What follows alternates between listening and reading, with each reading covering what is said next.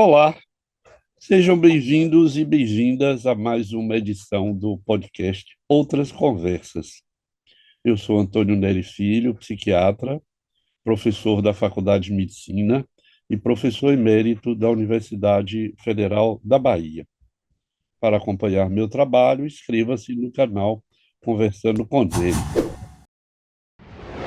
E hoje eu vou conversar com Vanessa Patachó, que pertence à aldeia Pataxó, em Santa Cruz Cabrália, no sul da Bahia. Ela é fisioterapeuta pela UFBA e terapeuta integrativa. Pertence à equipe de formação do Instituto, eu espero ler corretamente, Corié, e é mestranda do programa de pós-graduação em Saúde, Ambiente e Trabalho da Faculdade de Medicina da Universidade Federal da Bahia. Faz também parte do movimento Unido dos Povos e Organizações Indígenas da Bahia e também do grupo Saram Pataxó, que é um coletivo de jovens mulheres Pataxó. Ela também é fotógrafa e participou, representando o Nordeste, de um livro que nós conversaremos sobre ele daqui a pouco. Então, Vanessa, obrigadíssimo por ter aceito o meu convite para essa conversa nesse podcast que vai ao ar cada quinta-feira. E eu começaria, Vanessa, lhe perguntando quem é Vanessa Patachó? Bom, saudações. Queria agradecer pelo convite, por esse bate-papo, né? Agradecer pelo espaço. Como foi muito bem apresentada, eu sou Vanessa Patachó e eu escuto isso desde criança, né? Quem é Vanessa Patachó? E dentro do meu território, dentro do meu chão, de onde eu venho, Vanessa Patachó é uma jovem, né? Uma menina, mas que desde criança eu escuto que eu sou a geração, né? A semente plantada há muitos anos atrás e que hoje eu estou crescendo, então eu já estou me considerando uma árvore que está em processo de crescimento, né? E quando a gente vê o processo de crescimento de uma árvore, ela tem várias camadas para ela conseguir chegar até a sua idade, até né, o seu crescimento ser uma árvore adulta, né? Então eu ainda estou nesse processo de crescimento. Eu sou uma semente aí plantada há muitos anos atrás, né? Através da luta do meu povo Pataxó. Então, o nome do coletivo que eu faço parte disso é Saran, né? Saran na nossa língua é raiz. Então, uma árvore com a raiz profunda, né? Plantada no coração da Mãe Terra, por mais que venham ventos, por mais que venham dificuldades tentando nos tombar, nós temos as raízes muito fortes fincadas na terra, então não vai ser qualquer desafio que vai nos tombar. Então, para mim, Vanessa Pataxó é ser isso, né? É ser esse espírito de resistência e de luta e que nós carregamos a luta e o nome do nosso povo para onde a gente pisar, para onde a gente for, mas tendo a certeza que a nossa raiz está plantada no coração da Mãe Terra. Uhum. Ô, Vanessa, e chegar à universidade foi difícil? Como foi esse processo? Bom, eu sou a geração que conseguiu ter acesso à educação, né? Acesso à escola. Uma das lutas comuns do nosso movimento indígena é ter a demarcação dos nossos territórios e, a partir da demarcação dos nossos territórios, ter acesso a direitos básicos. Então, a educação ela é um direito primordial que nossos povos utilizam e o meu povo Pataxó, em especial, luta há muito tempo por uma educação de qualidade, bilíngue, intercultural. Então, eu sou fruto da escola indígena, estudei a vida toda na escola indígena. E aí, as lideranças, os professores, a comunidade sempre pautou que a educação é uma arma poderosa, que a gente pode utilizar ela para a nossa luta. Então, desde a escola indígena, eu sempre falo que a minha primeira formação foi dentro do território, dentro da escola. E aí, a minha irmã mais velha, ela ingressou primeiro, ela ingressou em Direito na UFBA. E a partir da entrada de outros parentes indígenas, no caso nas universidades, mas em específico na UFBA, a gente pode sonhar um pouquinho, né? Pensar, poxa, se tem um parente lá, a gente pode conseguir também. E aí, a partir das cotas, né, das reservas para estudantes indígenas aldeados, e a partir da utilização da nota do Enem, eu pude tentar a universidade e passar em 2014, e entendendo também de como é estar nesse lugar, nesse ambiente que por muitos anos não foi preparado e pensado para nós, enquanto populações indígenas. E aí a área da saúde, porque eu gosto da área da saúde, eu sempre pensei se eu fosse atuar em alguma área, seria na área da saúde. E aí foi então que a gente entendeu e eu entendi a minha missão enquanto jovem. Eu entrei na universidade, eu tinha 17 para 18 anos, eu tinha acabado de sair do ensino médio, não conhecia muita coisa, nunca tinha saído da aldeia para nada, assim, para morar, né, fora. E eu entendi a minha missão, e eu e as minhas irmãs, a gente saiu, a gente escolheu, né? A gente teve o poder de escolher, que a nossa mãe, os nossos pais não tiveram. Então, a minha mãe, ela sempre nos incentivou. Falar é uma oportunidade de crescimento, de conhecimento, mas também de você ocupar outros espaços para que outras pessoas também pudessem conhecer a luta do nosso povo, em especial do povo Pataxó. E aí foi isso.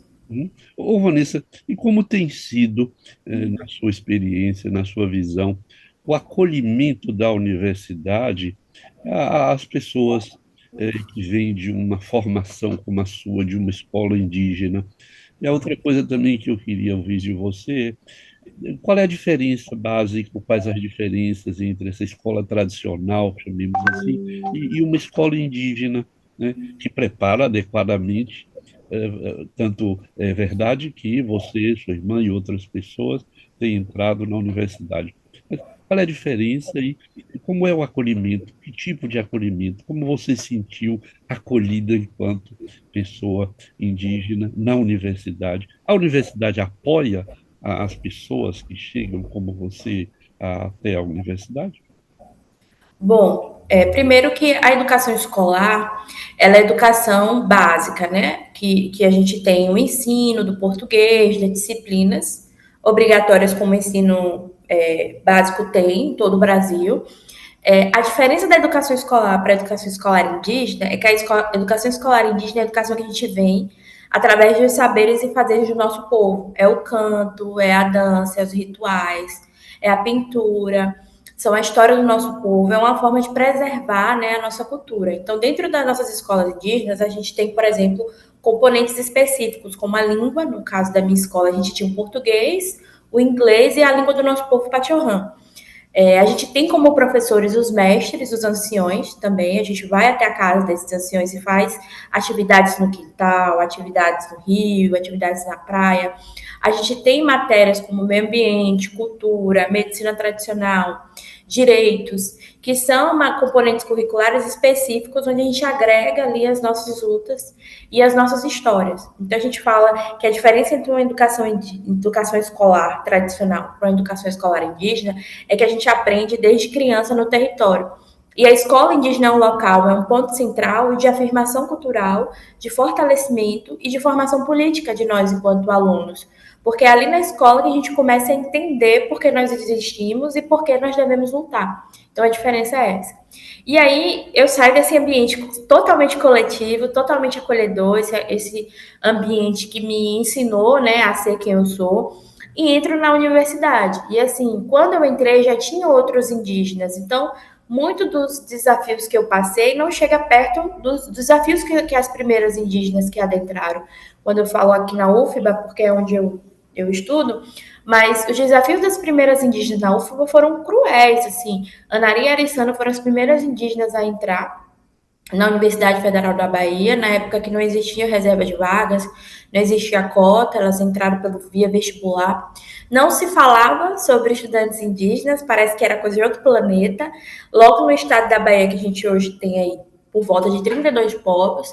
Então, a universidade não sabia, não acolheu essas estudantes e elas passaram muitos desafios, desde bater nas portas de pró-reitoria, de reitoria e não serem aceitas, e a própria pró-reitoria falar que o lugar de indígena para resolver problemas era na FUNAI.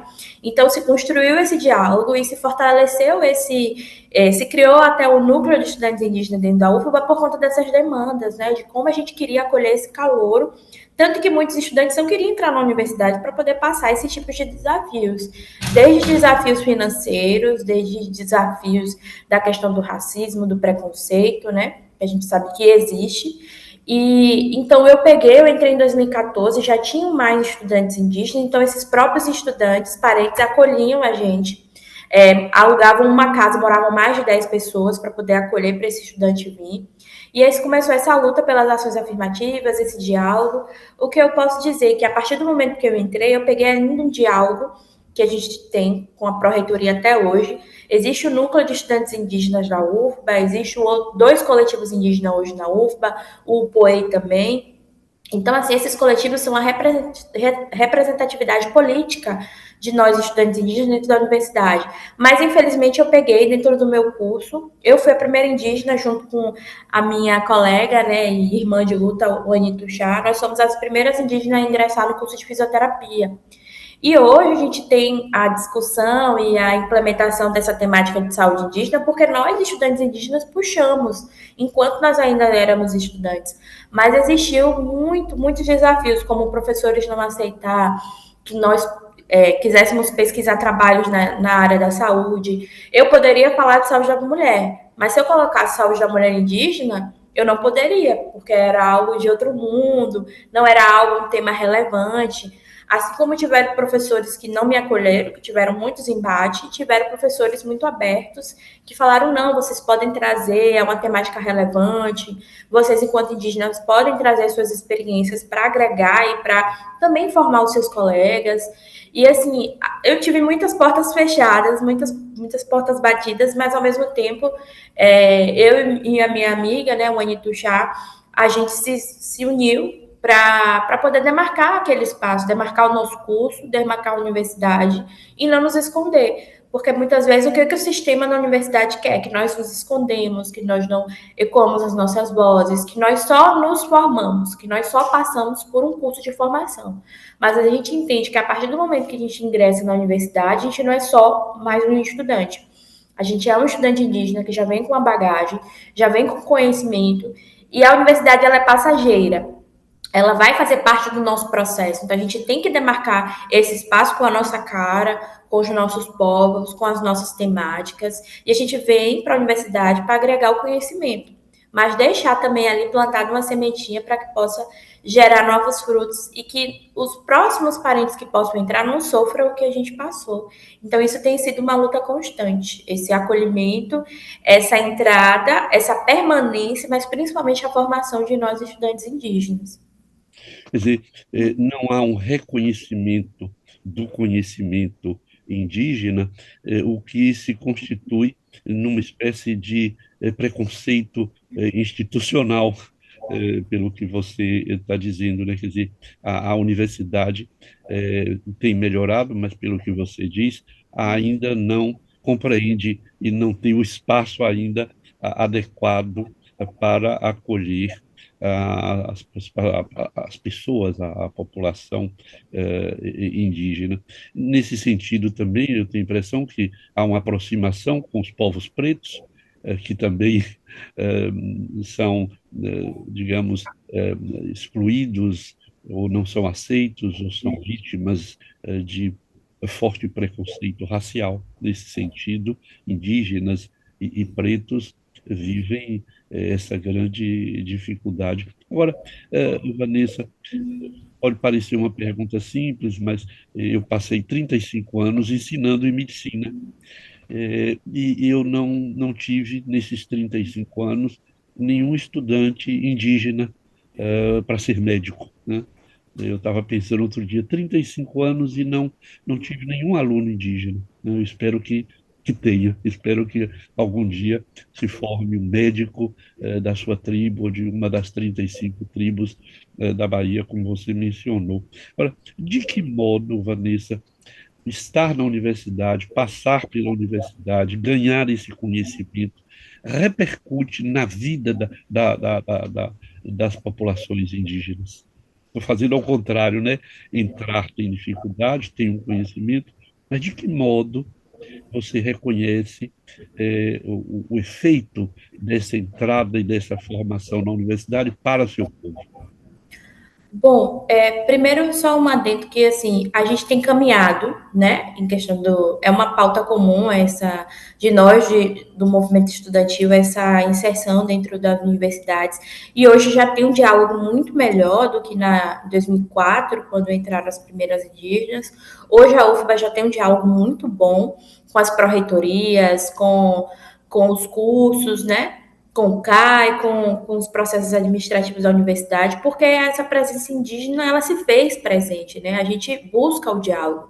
Então, hoje já tem muitos avanços, como, por exemplo, o Notório Saber, a presença da Pajé Maiá, da Pajé Japira, e agora, recentemente, né, mais um parente ganhando essa notoriedade pela universidade. Isso vem de um diálogo de muitos anos, né?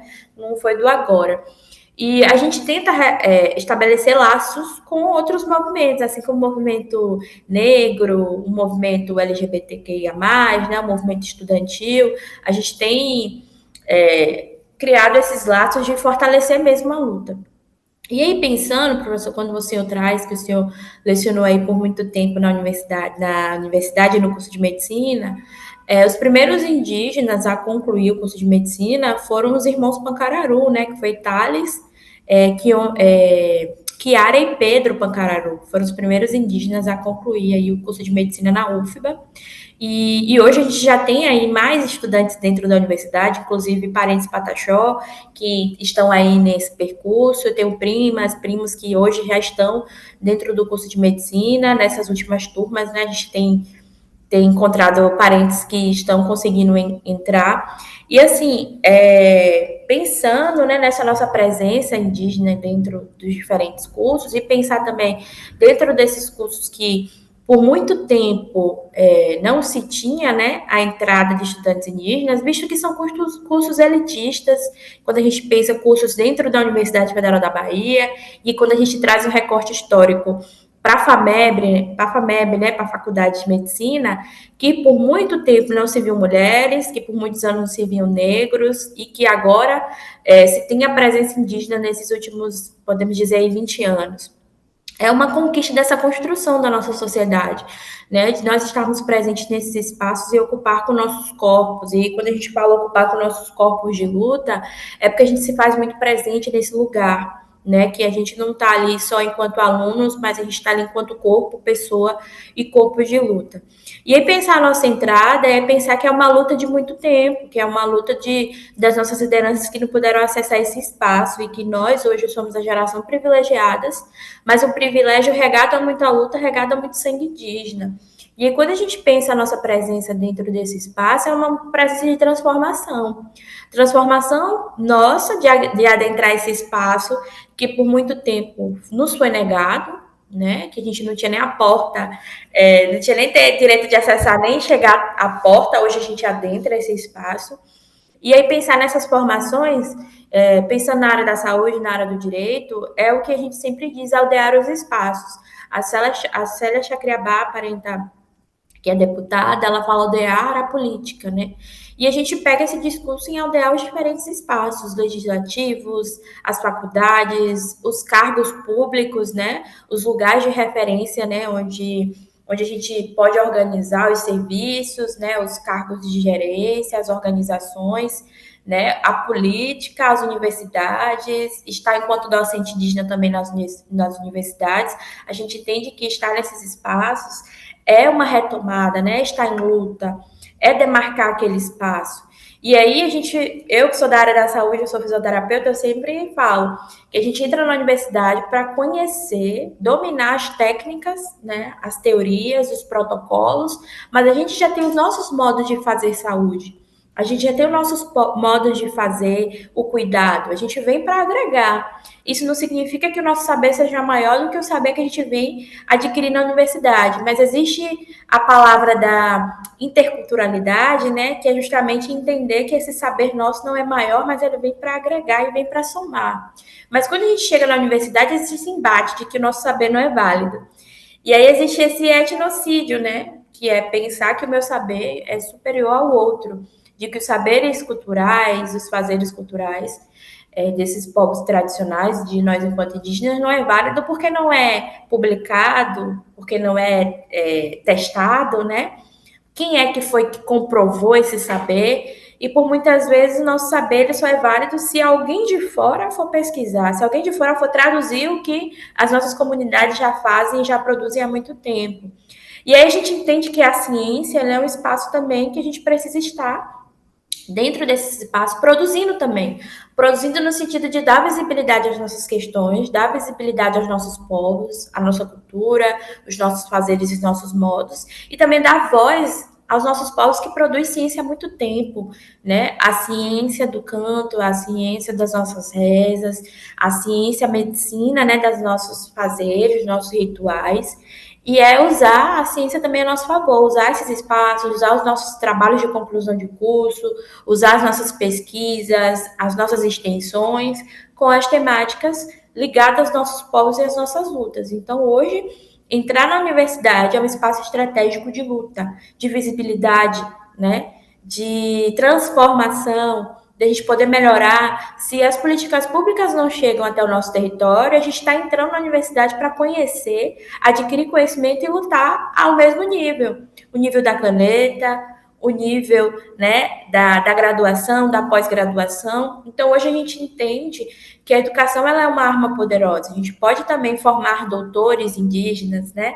A gente pode também ter fisioterapeutas, advogados, deputados, médicos, né? Mas isso não faz a gente ser, não, mas isso não faz a gente deixar de ser indígena, que é algo que muitas pessoas questionam. Sai do território não me faz deixar de ser indígena, porque eu tenho um território, eu tenho um povo que luta por mim, um povo que me resguarda, um povo que lutou muito tempo antes para que eu pudesse ter esse direito. Então, eu tenho uma responsabilidade social, cultural, política, ética muito maior com o meu povo, com a minha luta e com a minha comunidade. Ô, Vanessa, eu vou me penitenciar aqui. Eu fui professor de 1980 até 2013, e quando eu disse que eu não tive nenhum estudante indígena, talvez a cegueira tenha sido minha, que eu não tenha visto o estudante indígena passando por mim na faculdade de medicina. Então, eu quero aqui, através de você, me penitenciar publicamente e dizer que foi uma pena que eu não tivesse visto com os olhos que eu deveria ter visto as pessoas, dois ou três, que passaram pelo curso de medicina durante a minha prática. Então, fica aqui a minha declaração de que a cegueira está do meu lado, esteve do meu lado, e nesse sentido eu acho que há uma certa cegueira do nosso lado de não reconhecer exatamente isso que você está trazendo. Quer dizer, não há saber maior do que o outro, mas há saberes que podem ser, digamos, conjugados, respeitados, partilhados, enriquecidos. Eu acho que isso é que você está trazendo para nós, esse saber, esses saberes que se enriquecem. Agora, diante disso, Vanessa, o poder público, quer municipal, quer estadual, quer federal, tem apoiado esse movimento indígena de ocupar esses espaços técnicos e, portanto, espaços políticos? Tem tido apoio? A gente tem avançado muito, professor. A gente sempre diz, né? A gente sempre fala que tudo que a gente tem de conquistas veio de uma luta de muitos anos, não se tem de agora, né? O Ministério dos Povos Indígenas, hoje, no governo atual, não é uma luta de agora, é um diálogo de muitos anos, né? O movimento indígena é um movimento muito organizado, que há anos a gente vem se organizando para ocupar os diferentes espaços. E muitas das conquistas que a gente tem vem desses diálogos de anos aí, né? A gente for pensar, desde a Constituição, né? A época da Constituinte foi um momento que os povos indígenas, as organizações de todos os estados se movimentou e se articulou para a gente ter direitos mínimos garantidos na Constituição. Então, a nossa organização, por exemplo, na pandemia, foi um dos únicos movimentos sociais que não parou. Mesmo na pandemia, com o discurso Fica em Casa, a gente estava tendo os nossos territórios atacados. Lá no meu território, eu estava tendo reintegração de posse, máquinas querendo derrubar a escola, querendo derrubar posto de saúde, decretos presidenciais, né, de não ter acesso à água, não ter acesso a medicamentos. Então, assim, o nosso movimento ele não para nem com a pandemia, Quando o mundo parou, o movimento indígena continuou lutando pela vida, lutando pelo mínimo. Então, assim, existe um diálogo, e a gente sempre fala, por muito tempo, a gente teve que usar a burduna, a lança, para ser escutado, mas hoje a gente já tem o diálogo como arma também. Mas, a partir do momento que o diálogo não existe, a gente tem que partir para o enfrentamento. Que aí a gente precisa fazer reivindicações, a gente precisa chamar a atenção do poder público, chamar a atenção também da sociedade civil como um todo, entender que a luta indígena ela não é só do movimento indígena, assim como a luta do movimento negro não é só do movimento negro. Acho que a gente tem que somar as lutas que existem e a gente se faz muito presente. Pouco, costumamente falam, né? Dizem aí no senso comum que os povos indígenas são povos barulhentos, são povos que confusentos, né? Que querem chamar atenção, mas assim, se a gente não chamar atenção, né? Para a sociedade, para o órgão público, ninguém vai ver, né? Ninguém vai nos escutar. E aí hoje já tem um diálogo muito bom, a gente fala, o MPI é um avanço desse diálogo, né? As secretarias específicas indígenas é um avanço desse diálogo, né? As políticas públicas específicas hoje existem por conta desse diálogo. Então, a gente se faz presente sim nos diferentes espaços e a cada ano e a cada período a gente tem ocupado espaços que não tem, né? Essa visibilidade, que não tem desse diálogo, a gente sempre busca. E é uma estratégia estar presente nos diferentes espaços, porque se nós, enquanto indígena, não puxarmos a nossa pauta, quem é que vai puxar? Né? É sensibilizar também a sociedade como um todo de que as nossas pautas também existem e que nós também existimos. Então, é pensar isso coletivamente, mas pensar também estrategicamente. Uhum. Nós temos na Bahia uma defensora pública, uma mulher indígena, eu não me lembro o nome dela aqui agora. Alessia puxar. Isso. Eu acho que esses espaços importantes estão sendo ocupados. Agora, Vanessa, o que é e como funciona o Instituto Corié? Eu pronuncio certo? O Corié? Coriré. Uhum. Que instituto é esse? Como é que ele funciona? Bom, Coriré, na língua pachorrana, na língua do nosso povo pataxó, é cuidar. O Instituto Coriré, na verdade, surgiu como um espaço, um quigeme, que é chamada nossa casa, que para muitas pessoas é oca, mas para o povo pataxó é quigeme, que é casa. Surgiu no quintal do pajé, como um espaço ali de encontro, um espaço ali de rituais, um espaço de frente para o mar, né? No nosso território, ali em Cora Vermelha.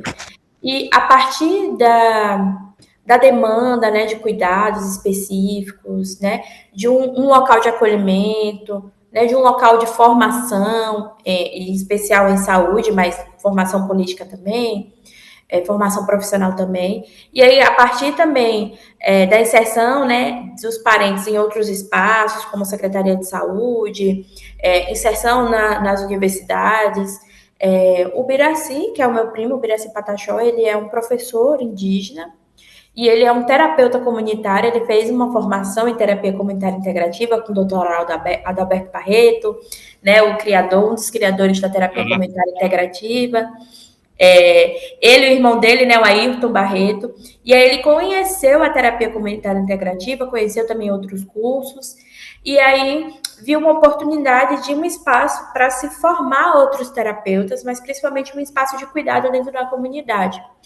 E aí nasce o Instituto Coriré. Primeiro é o Espaço Coriré, esse espaço dentro da aldeia, que é um espaço focal de cuidado, de conhecimento, de formação também. E aí, dentro da escola indígena, e aí a gente volta para a escola indígena como esse espaço também formativo.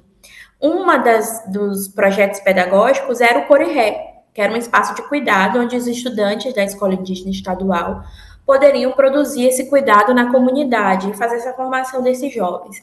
E aí o Biraci teve a ideia de pegar esses jovens nessa formação escolar e capacitar esses jovens para que eles pudessem atuar na promoção do cuidado dentro da comunidade. Porque a gente tem uma demanda de saúde mental, uma demanda de depressão, uma demanda de idosos, né, de anciões acamados. Então, como a juventude poderia trabalhar esse cuidado em comunidade? E aí, a partir da formação de Biraci enquanto terapeuta, e a partir também de formação de outros parentes, como agentes de saúde, enfermeiro, assistente social, se houve uma demanda de uma formação, né, como terapeutas e agregar, né? A terapia comunitária integrativa, que já é uma técnica, a única das práticas integrativas complementares brasileira, né? Criada no Brasil, através dos saberes populares, unia os modos e protocolos de cuidado pataxó que a gente já utilizava e já utiliza há muito tempo. E aí o Espaço Corirré, que agora virou instituto, né, formalizado, é esse espaço de formação de terapeutas comunitários indígenas, é o único polo de formação em terapia comunitária integrativa em uma comunidade indígena. É o único polo indígena hoje no Brasil, onde a gente forma terapeutas comunitários indígenas, não indígenas também, mas a gente faz uma imersão na cultura do povo pataxó e na cultura indígena.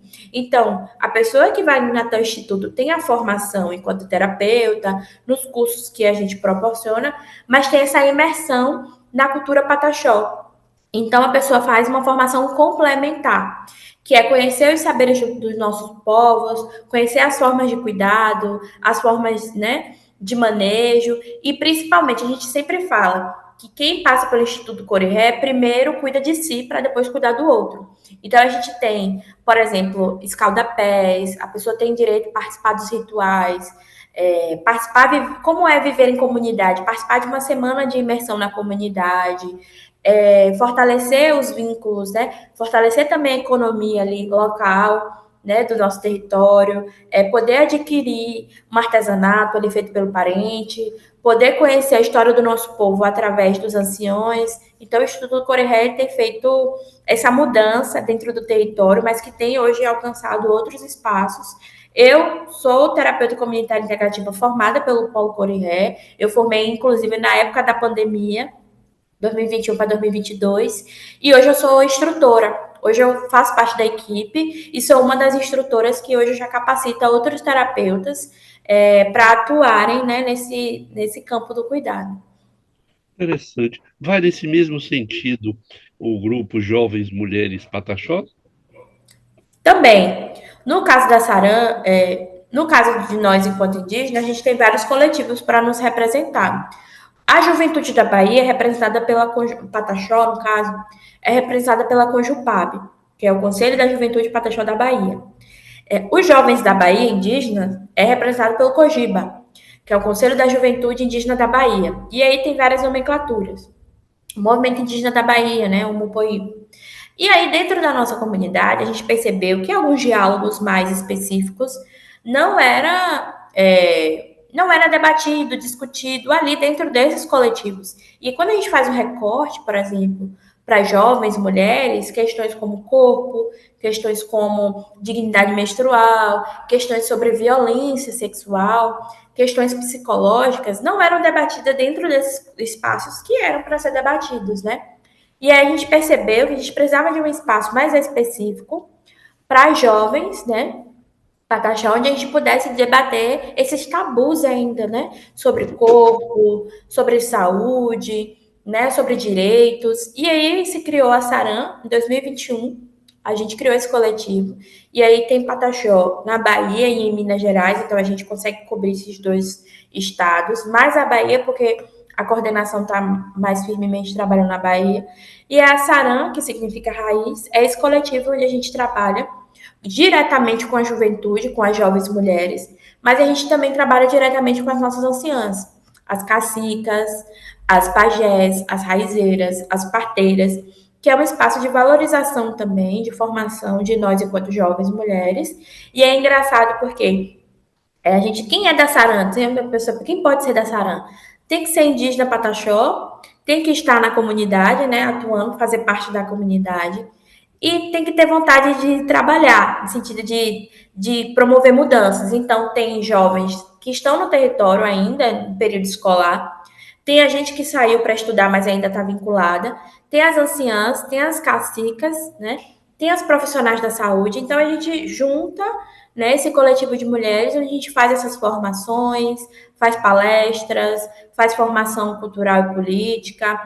Eu sou uma das formadoras na Saran, né? Eu ajudo, atuo nessa parte de projetos, captação de recursos, ajudo nas formações de saúde, ajudo nas questões de formação de direito. Então, tudo que eu aprendo fora do território, eu Uhum. tento transformar e agregar dentro desses coletivos que eu participo. Então, eu consigo fazer, por exemplo, dentro da minha área, sou fisioterapeuta, eu consigo fazer um trabalho ali de conscientização corporal, eu consigo fazer um trabalho de acolhimento, de práticas corporais, eu consigo fazer um trabalho, por exemplo, de cuidados coletivos, né? Cuidados com o corpo, o cuidado com o corpo feminino, os cuidados que a gente tem que ter. Então, eu consigo trabalhar muito bem dentro desse coletivo com esse recorte para mulheres. A gente consegue trabalhar temáticas que dentro dos outros coletivos a gente não conseguia. A gente consegue falar sobre o corpo, a gente consegue falar sobre a violência, a gente consegue falar sobre o assédio, a gente consegue falar sobre as formas, né, de detectar o assédio, detectar a violência. Então a gente trabalha em coletivo em pró à juventude feminina do nosso povo. Vanessa, o lugar do idoso é bem conhecido e é um dos povos que tem maior respeito pelos antigos, pelos mais velhos. Qual é o lugar da criança entre os povos indígenas? Porque a gente conhece os idosos, mas a gente não fala muito, talvez, das crianças. Qual é o lugar da criança no seu povo, por exemplo? Bom, e é importante trazer que para cada povo essa relação difere, né? Para Sim. nós, Pataxó, a criança, por exemplo, a gente não pergunta para a criança o que ela vai ser quando ela vai crescer, porque desde criança nós somos sujeitos de direitos e fazemos parte da comunidade. Então, a criança, faz parte dos processos de aprendizado, de retomada, de luta, desde a barriga da mãe, né? Desde a sua geração. Então, a gestante, ela participa, atua na comunidade ali desde o processo até ganhar a criança. E aí, quando a criança nasce, a gente entende ali que é uma sementinha do nosso povo que está ali crescendo. Então, uma criança, ela já passa o seu aprendizado desde bebê até a vida jovem, né? Até adquirir a sua juventude. Então, a criança, ela está presente em tudo. Retomada, na escola, mesmo ainda não estudando, nos rituais, né? Dentro dos espaços de luta, dentro dos espaços de aprendizado. Então, assim, a criança ela acompanha os pais em tudo. A gente não vai, por exemplo, para um espaço de retomada sem levar as crianças, porque a criança também faz parte desse movimento, também faz parte das questões da aldeia. A criança vai estar ali com os pais, por exemplo, no ritual, ali à beira da fogueira. A criança vai estar ali com a gente na escola, no evento escolar, numa reunião de caciques, né, numa reunião de lideranças. A criança ela faz parte de todo o ambiente da comunidade. Ela não é excluída, assim como os anciões, né? Mas ela não é excluída. Por exemplo, quando a gente faz um evento, aí, por exemplo, nos coletivos que eu faço parte da Saran, a gente não limita, por exemplo, não pode levar criança. A gente sempre vai ter um espaço dentro da comunidade, nos espaços coletivos, vai ter sempre um espaço ali para criança, porque a gente entende que a mãe, os pais precisam participar, mas as crianças também são bem-vindas dentro desse espaço. Né? Nas escolas, a gente está na luta para poder criar espaços específicos para as jovens que têm filhos não desistirem do período escolar e levarem as suas crianças também, né? As mães que trabalham, né? Existe essa corrente, essa rede para criar espaços para que essas mães não saiam, né? Desse trabalho, né?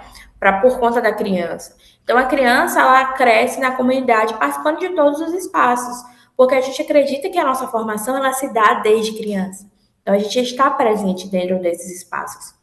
E é muito comum, por exemplo, quando a gente pega, por exemplo, o movimento indígena da Bahia, o acampamento Terra Livre que a gente tem na Bahia, o acampamento Terra Livre que a gente tem em Brasília, é muito comum ver mães com crianças, ver muitas crianças presentes, porque aquele espaço também é um espaço formativo para elas, onde a gente valoriza a presença delas, porque a gente entende que formando aquela sementinha, né, é de criança que se faz o ancião, então é de criança, né, aquelas crianças, elas serão o futuro dos nossos povos, né, um grande ancião, uma grande liderança foi uma criança um dia. Então, o que que faz aquela criança ser diferente, né? Ter uma expertise, ter um conhecimento a mais, é porque ela tem essa formação desde criança. Então, a Uhum. criança, ela se faz presente dentro desses espaços e também a gente valoriza essa presença dessa criança. Importante. Vanessa, eu não ouso pronunciar o título do seu livro.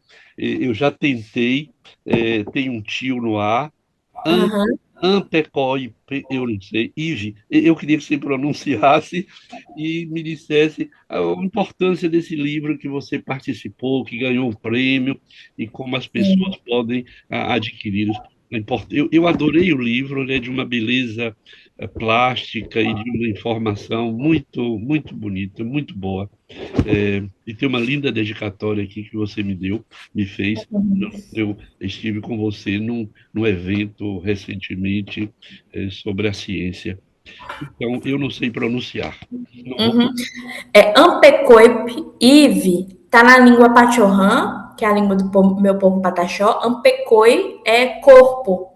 Ampecoip, o P pra gente é como se fosse o plural, é S. Então, Ampecoip é corpus. E Ive é em Guarani, é terra. Então, é corpus terra. Ampecoip Ive. Então, tá, o P dá uma cortadinha. Então, Ampecoip Ive é corpus terra. E esse livro foi um presente, na verdade, um convite que eu recebi. Eu fotografo desde 2014, já tem aí um tempinho. E aí eu não publicava as minhas fotos, eu não usava nas redes sociais, eram fotos para mim, né? Para mim, memórias da minha caminhada, memórias de luta. E aí, a partir do momento que eu entendi, né, que essas memórias elas poderiam ser compartilhadas, né? Eu sempre falo que cada memória, né, cada imagem, ela traz uma história, ela traz a lembrança de algo que eu vivi, a lembrança de um espaço que eu pude pisar. E aí eu comecei a compartilhar nas minhas redes sociais, no Instagram, no Facebook na época. E aí muitas pessoas vieram me perguntar se eu fotografava assim profissionalmente, se eu vendia os quadros das fotos. E eu falei, não, gente, são partes da minha pesquisa também, enquanto estudante, né? Dessa memória, trabalhar a memória através da imagem, das narrativas. E aí foi quando eu comecei a postar as minhas fotos e comecei também a receber convites para participar desses espaços que eu não conhecia. Exposições, usar essas imagens também dentro dos meus trabalhos acadêmicos, tanto que hoje eu dou aula sobre saúde indígena, no meu tirocínio, aqui no mestrado e nas outras aulas que eu sou convidada, eu utilizo as minhas fotos, por exemplo, para ilustrar, né? É legal porque eu posso utilizar os meus próprios materiais, vídeos também. E aí eu comecei a entender esse espaço da fotografia, né? De mostrar e contar a história do meu povo através da imagem. E como isso é potente, como isso é legal, porque é atemporal, né? Nós somos povos da oralidade. Mas hoje a gente pode utilizar também outras tecnologias. Então, o vídeo, o audiovisual, o celular, a foto, né? O áudio. Hoje a gente pode guardar histórias dos nossos anciões que antigamente a gente não conseguia.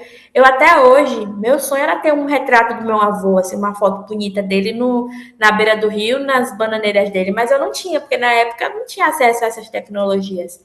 Então, essa memória dos meus avós de infância eu tenho na minha cabeça, mas eu não tenho, tipo, para mostrar, né?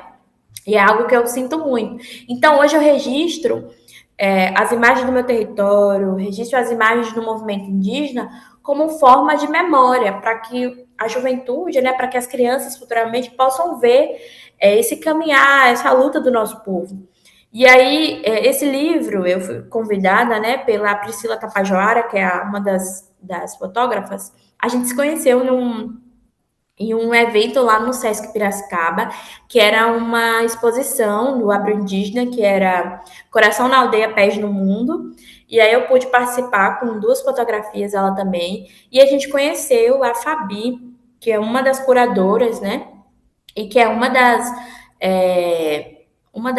organizadoras, né, dentro do Fotolivro, que é o Foto Editorial, que é um editorial que sempre faz, né, livros. E aí eles já tinham feito o livro do Edgar Chacriabá, que é um fotógrafo espetacular, um parente assim que é renomado, que é uma referência para a gente do movimento indígena e do audiovisual. E aí era um livro só, fotolivro, né? um livro de fotografias, mas que contassem histórias e trouxessem imagens da comunidade. E aí, um desses projetos do segundo fotolivro era um livro sobre mulheres indígenas. E aí foi quando a Priscila falou: olha, eu conheci a Vanessa Patachoca, uma jovem, ela é fotógrafa do Nordeste, e ela tem imagens assim maravilhosas. E aí seria interessante convidá-la para representar o Nordeste. E aí foi quando os organizadores entraram em contato comigo, e até então eu falei, gente, eu não tenho material para isso, né, para um livro. Eu fiquei, gente, eu tenho algumas imagens, mas assim, eu não vivo da fotografia, né? Eu tenho imagens assim que são minhas, memórias que eu guardo, né? Mas não sei se dá para fazer um livro. E aí quando a gente estava nesse processo de curadoria, de selecionar as imagens, eu percebi que eu tinha muitas imagens e que eu conseguia contar uma história. Conseguia trazer a história do meu povo, dos povos do Nordeste, através dessas imagens. E aí todo o processo de criação foi muito nosso, nós, fotógrafas, junto com a curadoria do livro. E assim, foi uma equipe muito respeitosa, que assim, respeitou muito a nossa opinião. Até chegar a esse produto final, foram muitas reuniões, muito diálogo, muito aprendizado também. Da gente, né, enquanto fotógrafas, da nossa visão, com a organização do livro, a foto editorial. E aí se chegou ao livro, né? Acho que desde a capa, tudo, as cores, como as fotos se casam, né? É uma narrativa de contando essa história de 3 fotógrafas indígenas de biomas diferentes, né? Eu represento a Mata Atlântica, mas também tem fotos aí da Caatinga, do sertão. A parenta Priscila representa o norte do Brasil e a San Kaiowá representa o centro-oeste, né? Os Guarani Kaiowá. E a gente percebeu que as nossas fotos, mesmo estando em lugares diferentes do Brasil e povos diferentes, como elas se casam. E esse fotolivro, ele é mais um instrumento que a gente pode utilizar e a gente tem utilizado nas escolas, nas universidades, nos espaços que a gente tem a oportunidade de adentrar e de partilhar. Esse fotolivro é uma memória ancestral, uma memória de luta de nós, mulheres indígenas, da nossa visão de mundo, da nossa visão de comunidade, da nossa visão do que é ser comunidade, do que é ser esse corpo terra, né, que é esse corpo território, que é esse corpo no mundo, né, como esse corpo de luta ele está em diferentes espaços e está em constante movimento. E eu lembro que uma das reuniões da capa, a capa era totalmente diferente. E aí eu, como uma boa fisioterapeuta, falei assim, se é corpus terra, a terra está muito bem representada nessa imagem da capa do livro. Mas eu sinto ainda a falta de um corpo, de um movimento, sabe? De uma fluidez, de algo que conectasse o movimento, esse corpo nesse espaço. E aí foi quando a gente conseguiu selecionar essa imagem da Priscila, que é uma parenta colhendo, né? Colhendo. E aí eu consegui visualizar esse corpo terra, que é justamente esse corpo em constante movimento. Esse movimento com a mão na terra, esse movimento com os pés descalços no chão, esse movimento, né, de estar no território, esse movimento de banhar no rio, banhar no mar, de colher uma erva, de fazer um chá, de preparar um alimento, de participar de um ritual. Então, esse livro, ele reúne fotos de nós, mulheres indígenas, de diferentes biomas, de diferentes comunidades, e tem fotos também de outras mulheres de outras comunidades, não só dos nossos respectivos povos, mas para mostrar que nós, mulheres indígenas, estamos em constante movimento, estamos em constante luta e utilizamos os nossos corpos, né? Nos colocamos, damos muitas vezes a vida por uma luta maior, pela proteção da Mãe Terra, pela valorização dos nossos saberes, e hoje a fotografia ela tem esse poder, né? É um instrumento muito forte, muito poderoso para a gente levar as vozes dos nossos povos, trazer a visibilidade para a nossa luta, mostrar a nossa luta através da imagem e que hoje a gente pode adentrar espaços diferentes utilizando essas ferramentas, né? E o fotolivro ele tem sido essa ferramenta muito potente que a gente tem utilizado. Como adquirir esse livro, Vanessa? Aí a gente pode adquirir ou com as autoras, né? Ou comigo, ou com a Priscila, ou com a Sam, mas também pelo site do Foto Editorial. Eles têm o site deles que vocês podem pedir pelo site, e aí vocês podem adquirir por lá também. Eles enviam para todo o Brasil, e aí podem adquirir pelo site do Foto Editorial. Você tem esse site de memória? É foto editorial, posso pesquisar aqui, mas é. Aqui, foto editorial. É fotoeditorial.com. Fotoeditorial.com. Vanessa, eu queria lhe agradecer muitíssimo. A nossa meia hora se tornou a uma hora, quase, né? Estamos aqui quase 50 minutos conversando. Eu lhe agradeço muitíssimo. Eu vou lhe fazer um pedido, não sei se você vai aceitar. Eu até tinha pensado em lhe perguntar, mas achei que talvez não valesse a pena. Nós hoje temos no Brasil um Ministério Indígena, né? Ministério dos Povos Indígenas, e eu fiquei tentado a lhe perguntar de que modo esse ministério tem contribuído para o avanço das lutas. Eu pessoalmente acho que a existência do ministério, mesmo que ele não tenha a força que eu acho que ele deveria ter, e o reconhecimento que eu acho que o Ministério dos Povos Indígenas deveria ter, a presença de Sônia devia ser mais forte do que é. Apesar disso, eu acho que a existência, a presença na política brasileira de um ministério para os povos indígenas foi um avanço. Eu espero que isso seja mantido e que nós possamos sustentar essa atividade. Mas eu queria lhe fazer um pedido, não sei se você vai poder. Quando eu lhe vi lá na reunião científica, produzido por um movimento de reconhecimento e divulgação da ciência no mundo, e nós tivemos essa reunião na Bahia, você começou com um canto. Eu me lembro que você, antes de dizer qualquer coisa, você fez um pequeno canto em sua língua, e eu achei isso maravilhoso. Você pode terminar nossa conversa com um pequeno canto na sua língua indígena para que nós possamos enriquecer nossos ouvidos e nossa alma?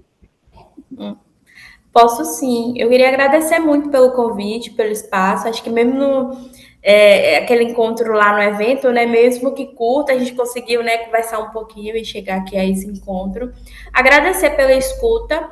Eu sempre falo que mais do que falar e ter pessoas para escutar, né? Porque eu poderia estar falando aqui sozinha, mas agradecer pelo espaço, pela partilha, pelo acolhimento. Dizer que foi um prazer estar aqui com o senhor, conhecê-lo, né, melhor. Eu sempre escutei sobre o senhor, mas eu nem imaginava quem era. E depois o professor Antônio Neri, eu falei, é professor lá da faculdade, muito reconhecido. E para mim é uma honra estar aqui poder partilhar um pouquinho desse saber com o senhor. Agradecer pelo espaço, para quem for escutar, né, depois, posteriormente, essa entrevista, agradecer também pelo tempo de escuta. Na língua do nosso povo, Auere significa obrigada, obrigada, gratidão. Então, esse canto, que também tem no livro, tem um trecho dele aí no livro, significa Auere Tupã, que é Auere, Deus, né?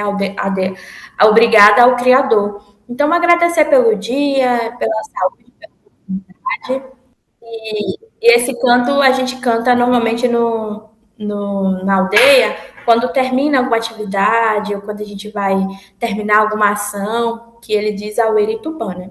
E ele é assim, eu tô sem meu maracá aqui, mas dá pra puxar.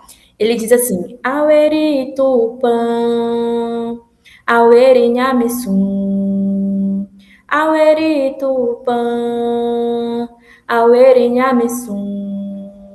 A nossa força vem da mata e juntos somos um. A nossa força vem da mata e juntos somos um. Com meu maracá, eu vou cantando pra floresta.